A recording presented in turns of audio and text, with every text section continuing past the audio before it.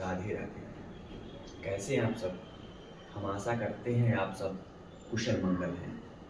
ठंड का मौसम है, ऐसे समय में आए दिन हर परिवार में एक सामान्य समस्या होती है लोगों को, सर्दी और खांसी की। यदि सर्दी खांसी नहीं ठीक हो रही है तो हमें एक आयुर्वेदिक चूर्ण का प्रयोग करना चाहिए जिसका नाम है त्रिकुट।